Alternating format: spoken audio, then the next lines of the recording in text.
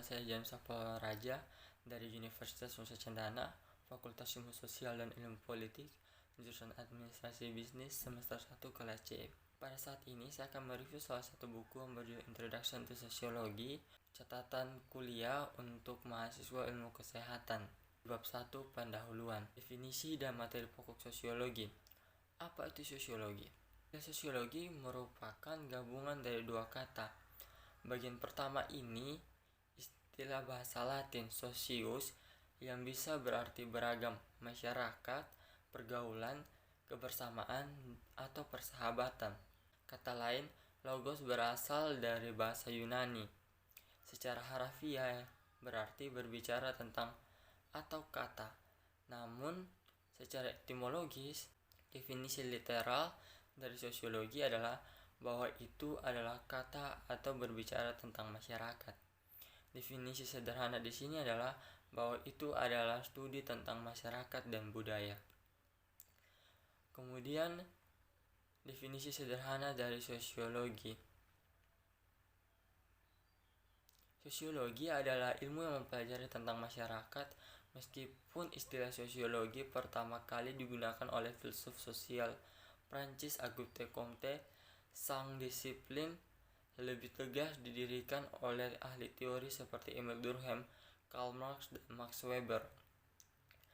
Sebelum melangkah lebih jauh, mari kita perhatikan bahwa konsep masyarakat dan budaya adalah pusat dalam sosiologi. Ketika setiap konsep akan dibahas nanti dalam beberapa detail, itu tampaknya tepat di sini untuk membantu siswa membedakan antara dua konsep penting ini. Masyarakat pada umumnya mengacu pada dunia sosial dengan segala isinya.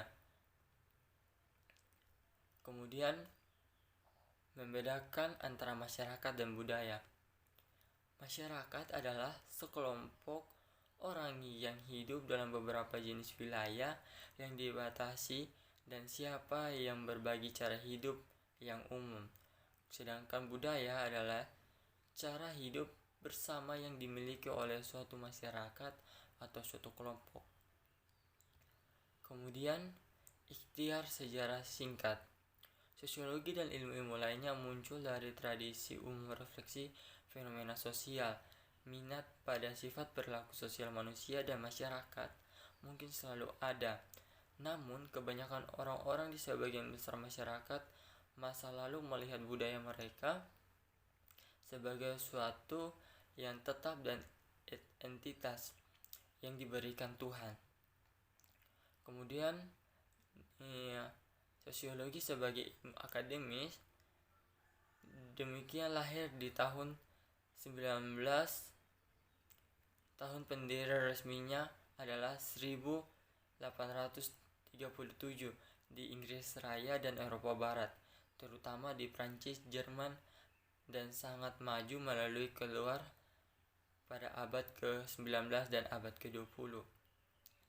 Adapun beberapa filsuf sosiologi, Auguste Comte, filsuf sosial Prancis pada tahun 1758 sampai 1857, ada Karl Marx ini di Jerman pada tahun 1818 sampai 1883, ada Harriet Martineau itu sosiolog Inggris pada tahun 1802 sampai 1876.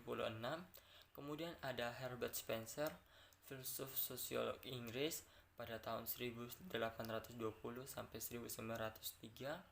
Kemudian ada Emil Durkheim, sosiolog Prancis pada tahun 1858 sampai 1917.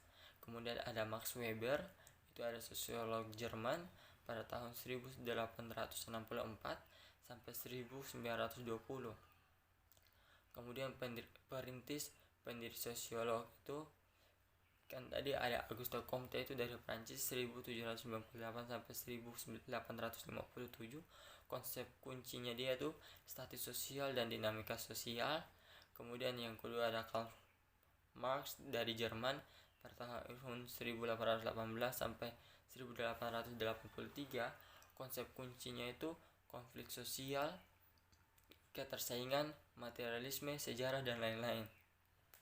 Kemudian ada Emile Durkheim dari Prancis, konsep kuncinya itu fakta sosial. Kemudian Max Weber, konsep kuncinya itu aksi sosial, makna subjektif. Kemudian ada Herbert Spencer, itu konsep kuncinya itu adalah darmanisme sosial. Kemudian ada Harriet Martineau, kata kuncinya itu aktif advokat penghapus pendukaan dan isu-isu gender. Kemudian ada tingkat analisis dan bidang sosiologis, spesialis dalam sosiologi. Secara umum ada 2 tingkat analisis dalam sosiologi, yaitu juga dapat dianggap sebagai cabang sosiologi, ada mikrososiologi dan makrososiologi menurut Henslin dan Nelson pada tahun 1995.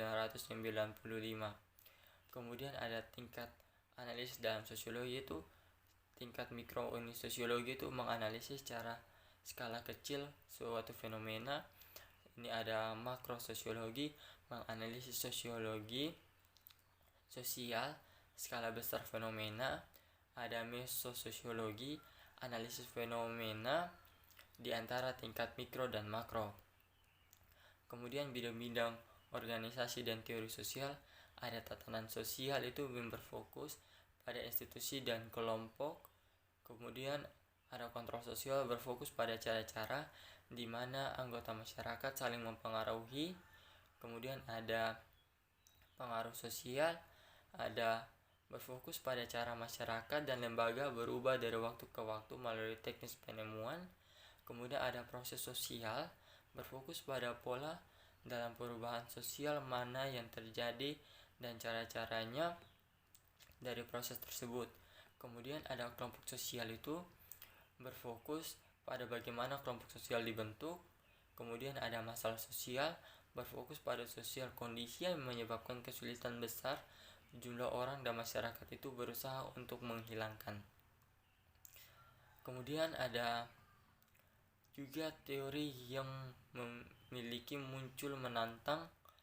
Yang utama di bawah itu yaitu pertama ada teori struktural fungsional. Ini adalah salah satu teori yang dominan baik di antropologi dan sosiologi, kadang-kadang disebut fungsionalisme. Kemudian ada teori konflik sosial. Teori ini juga disebut Marxisme, untuk menunjukkan bahwa dorongan utama untuk teori berasal dari tulisan-tulisan Karl Marx. Teori ini melihat masyarakat dalam kerangka konflik kelas dan berfokus pada perjuangan untuk langkah sumber daya oleh kelompok yang berbeda dalam masyarakat tertentu. Kemudian ada interaksionis simbolik. Teori ini dikemukakan oleh orang Amerika tersebut, sosiolog, sebagai Charles Horton Coley pada tahun 1864 sampai 1929 dan William 1863 sampai 1947 dan George Herbert Mead 1863 sampai 1931 pada abad ke-20. Kemudian pentingnya belajar sosiologi. Secara umum belajar sosiologi memberi kita apa sosiolog menyebutnya imajinasi sosial. Imajinasi sosiologis adalah cara pandang tertentu dunia di sekitar kita melalui lensa sosiologis. Ini adalah sebuah cara melihat pengalaman kita berdasarkan apa adanya terjadi di dunia sosial di sekitar kita. Ini membantu kita untuk menghargai kekuatan sosial dan non-biologis yang mempengaruhi dan membentuk kehidupan kita sebagai individu, kelompok, dan komunitas. Itu menurut Giddens 1982. Sosiologis imajinasi membantu kita melihat melampaui psikologi individu ke banyak dan beragam aspek sosial dan budaya, kekuatan dan pola berulang dalam sikap masyarakat dan tindakan, dan bagaimana pola ini bervariasi sepanjang waktu, budaya, dan kelompok sosial menurut Henslin dan Nelson 1995. Belajar sosiologi membantu kita memahami bagaimana sosial kekuatan mempengaruhi tujuan, sikap, perilaku, dan kepribadian. Kemudian berikut ini ada beberapa di antaranya argumen yang perlu kursus semacam itu. Pertamanya ada kesehatan, penyakit, dan penyakit sama banyaknya sosial budaya di alam mereka karena mereka fisik. Kemudian sejauh ini, meskipun langkah-langkah tertentu telah diambil, tren dominan dalam ilmu kedokteran atau kesehatan, pelatihan adalah yang sangat fokus pada biomedis dan dimensi ekologi kesehatan dan penyakit.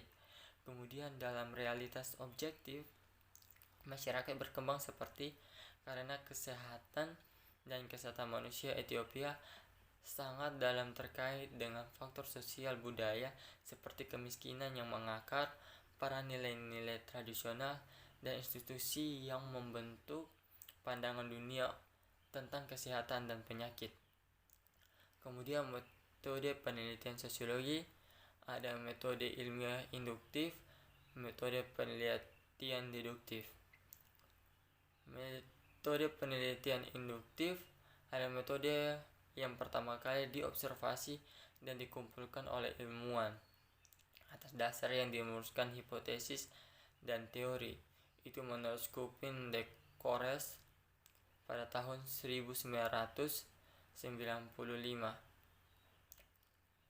Kemudian ada pendekatan induktif dan pendekatan deduktif.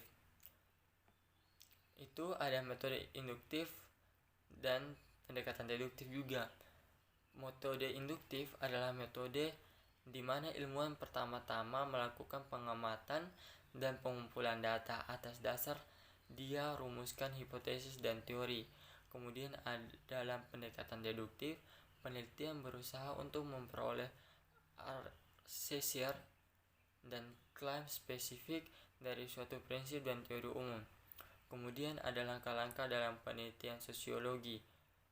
Langkah-langkah mungkin tidak harus ditetapkan dalam urutan.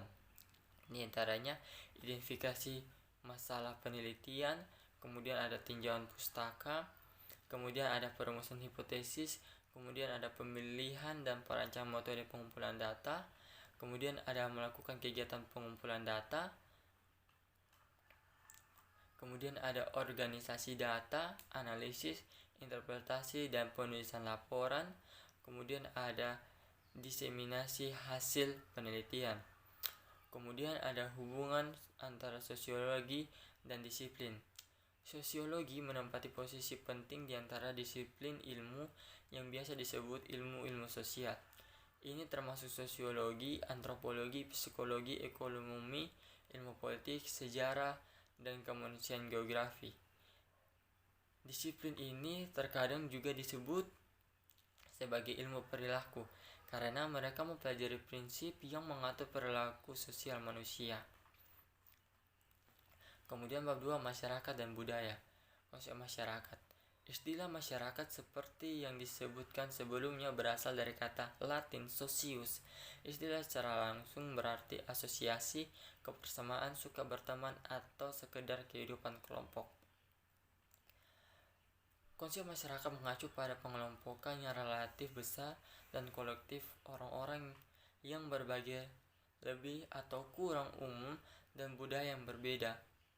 Definisi masyarakat yang lebih terbuka sebagai definisi oleh Kohlhaas et al. Pada tahun 1994, masyarakat adalah sebuah pengelompokan otonom dari orang-orang yang mendiami suatu wilayah, memiliki budaya yang sama, dan terkait dengan satu sama lain melalui interaksi sosial yang rutin dan status dan peran yang saling bergantung. Kemudian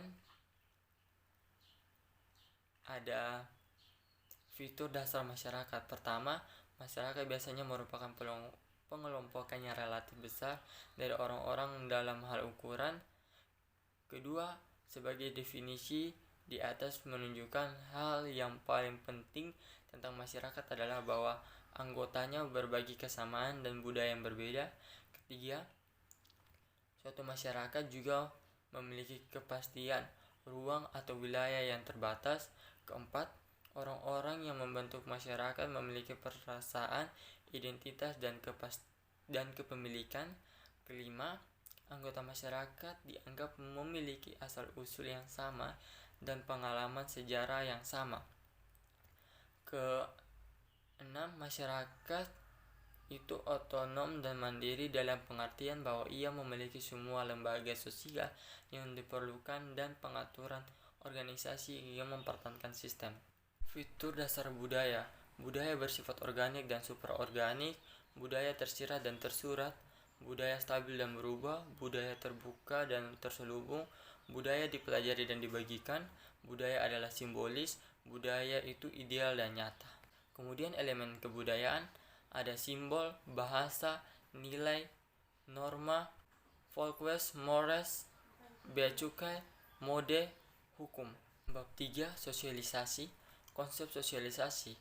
Sosialisasi adalah proses membuat seseorang menjadi sosial dan manusia seutuhnya, atau lebih tepatnya, ini adalah sebuah proses di mana individu belajar dan dilatih dalam norma dasar, nilai, keyakinan, keterampilan, sikap, cara melakukan dan bertindak sesuai dengan situasi sosial tertentu kelompok atau masyarakat.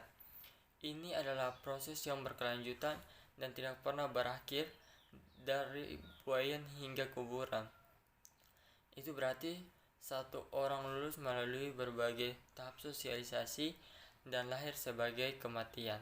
Tujuan sosialisasi dalam hal individu, tujuan sosialisasi adalah membekalinya dengan nilai-nilai dasar, norma, keterampilan, dan lain-lain, sehingga mereka akan berperilaku dan bertindak dengan benar dalam kelompok sosial atau tempat mereka berada. Metode pembelajaran sosial ada pengkondisian, ada pengambilan identitas, ada modeling after, ada pemecahan masalah. Bab 4, organisasi sosial dan sosial interaksi. Konsep organisasi sosial. Mahasiswa ilmu kesehatan harus dikenal dengan gagasan tentang bagaimana kita sebagai makhluk sosial mengatur diri kita sendiri dan bagaimana individu, komunitas, dan masyarakat itu terkait satu sama lain. Status sosial dan peran sosial. Status sosial mereka diperoleh sejak lahir. Peran sosial adalah harapan, tugas, tanggung jawab, kewajiban, dan lain-lain yang terkait dengan status sosial tersebut. Kemudian interaksi sosial dalam kehidupan sehari, ada interaksi simbolik, ada dramaturgi, ada etnometodologi, ada konstruksi sosial realita, ada institusi sosial. Institusi sosial dapat didefinisikan sebagai praktik berbasis pada prinsip serupa yang menunjukkan beberapa derajat keteraturan. Bab 5, ini proses sosial. Konsep proses sosial. Sebagai anggota masyarakat atau masyarakat yang berbeda berinteraksi satu sama lain, proses sosial yang berbeda terjadi. Karena ada proses di dunia alami, sosial proses pasti terjadi dalam kehidupan yang terorganisir masyarakat. Dalam sistem sosial, proses sosial ini diperlukan untuk kehidupan, keberadaan, dan kelancaran berfungsinya sistem. Sosiolog tertarik pada mempelajari dan menganalisis bentuk-bentuk berulang ini atau pola perilaku, tindakan, dan reaksi. Proses sosial tertentu berulang terus-menerus membentuk pola dalam sistem sosial yang terjadi sebagai individu, kelompok masyarakat, atau negara berinteraksi dengan satu sama lain. Mereka adalah pola dan mode interaksi antara anggota atau individu dalam masyarakat atau kelompok, melibatkan ciri-ciri tertentu berulang terjadi baik pada tingkat mikro maupun tingkat makro. Ada jenis mobilitas sosial, ada mobilitas sosial vertikal, mobilitas sosial horizontal, mobilitas sosial antar generasi, intergenerasi. Adapun teori perubahan sosial, ada teori fungsionalis struktural, ada teori konflik, ada teori siklik, ada teori linear, ada teori modernisasi. Bab 6, tinjauan sosial patologi. Konsep patologi sosial. Ilmuwan sosial biasanya berbicara tentang patologi sosial atau masalah sosial. Patologi sosial telah ada sejak lama ketika manusia mulai hidup berkelompok. Jenis-jenisnya patologi sosial yang membingungkan para ilmuwan sosial dan moral filsuf hari ini juga topik filosof penyelidikan untuk filsuf kuno dan abad pertengahan dan para pemikir agama. Istilah patologi adalah kata Yunani yang terdiri dari kata pathos dan logo. Secara harfiah berarti studi tentang penyakit dan proses penyakit. Istilah sosial patologi umumnya mengacu pada pathos masyarakat, yaitu penyakit sosial yang mempengaruhi masyarakat. Namun istilah yang lebih jelas adalah masalah sosial. Sosial masalah adalah kondisi masyarakat yang sakit dan mempengaruhi fungsi normalnya. Bab 7. Metode pekerjaan sosial dan profesional kesehatan sebagai ganti gen. Apa itu aksi sosial atau tindakan sosial? Tindakan sosial digambarkan sebagai tindakan individu, kelompok atau usaha masyarakat dalam kerangka sosial, filosofi, dan praktik yang bertujuan untuk mencapai tujuan sosial. Kemajuan untuk memodifikasi kebijakan sosial untuk meningkatkan sosial perundang-undangan, pelayanan kesehatan, dan kesejahteraan. Di sini di deskripsi kita dapat memahami bahwa tindakan sosial adalah usaha yang aktif, sadar, dan berpikir baik. Ini berarti setiap individu, kelompok, atau masyarakat itu sendiri mungkin terlibat dalam tugas dan proses tindakan sosial untuk membantu individu lain dan kelompok yang sedang menghadapi masalah sosial tertentu, atau untuk siapa diperlukan perubahan sosial yang positif. Sebuah komunitas bisa terlibat dalam aksi sosial yang memecahkan masalahnya sendiri. Definisi yang lebih formal dari tindakan sosial adalah bahwa itu adalah usaha yang sistematis dan teliti yang diarahkan untuk mempengaruhi kondisi dan kebijakan sosial dasar, yang darinya muncul masalah penyesuaian sosial dan masalah penyesuaian di mana layanan kami sebagai kesejahteraan sosial ditunjukkan Morales dan Sefor pada tahun 1997. Aksi sosial adalah sebagian dan paket yang bakti sosial. Kedua definisi membuat fakta ini jelas. Aksi sosial adalah upaya siapapun yang dapat membuatnya. Usaha harus sistematis, terprogram, dan teliti. Demikian hasil presentasi saya. Sekian dan terima kasih.